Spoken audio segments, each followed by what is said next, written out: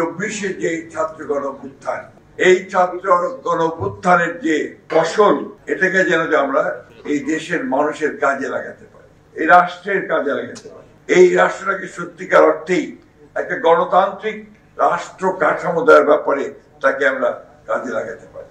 চমৎকার বই হয়েছে, একটা ডকুমেন্ট হয়েছে নিঃসন্দেহে, কিন্তু তার অনেকগুলো জায়গাতে আমার মনে হয় যে আরো কিছু সংযোজন করা যেত। 15-16 বছরের যে ফ্যাসিবাদ বিরোধী যে আন্দোলন, শুধু বিএনপি নয়, এই দেশের সকল রাজনৈতিক দল, সকল সংগঠন, গণতন্ত্রকামী মানুষ, স্বাধীনতাকামী মানুষের যে সংগ্রাম, যে লড়াই, যে যুদ্ধ, তাকে ডকুমেন্টটাকে তুলে আনার জন্য আরো একটা উদ্যোগ গ্রহণ করা, এটা আমি আশা করব। বিগত 16 বছরে বিএনপি একটি লিবারেল ডেমোক্রেটিক পার্টি।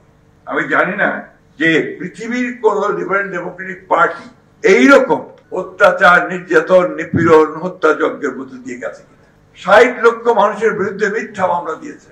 আমাদের এখানে আমার মনে একজন নেই যাদেরকে আমাদের নিয়মিত আদালতের বারান্দায় দেখা যেত না, অথবা উকিলের ঘরে যেতে দেওয়া যেত না।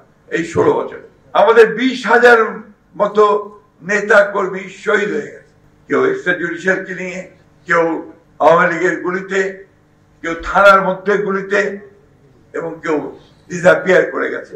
আমরা তো বলতে পারি না তাদের কথা, আমরা বলবো না চৌধুরী আলমের কথা, পারভেজের কথা, রুনির কথা।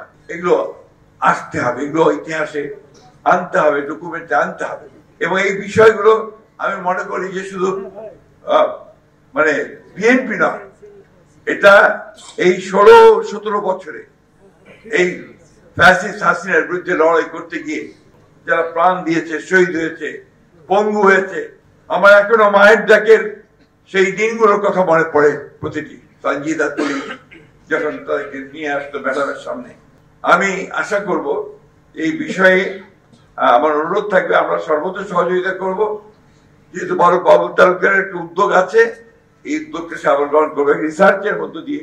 ডক্টর মঈন খান আমার মনে এই ব্যাপারে সাহায্য করতে পারবেন।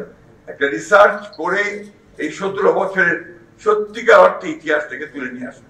আমি এখানে কোনো সংকীর্ণতায় ভুগি না যে আমার কৃতিত্ব থাকলো কি থাকলো না, দীর্ঘ কৃতিত্ব থাকলো কি থাকলো না, এটার আমার সংকীর্ণতায় ভোগার কোনো কারণ নেই। আমরা সবাই লড়াই করেছি এবং সে লড়াইটা করেছি গণতন্ত্রের জন্য। আমরা যারা গণতন্ত্রের জন্য সংগ্রাম করি, লড়াই করি, আমরা যারা প্রাণ দিয়েছে আমাদের ছেলেরা, কোন একটা মহল অত্যন্ত সচেতনতার সঙ্গে, অত্যন্ত দ্রুততার সঙ্গে, চালাকির সঙ্গে সেটাকে ভিন্ন খাতে প্রভাবিত করার চেষ্টা করছে কিনা, এটা আমাদের দেখা উচিত।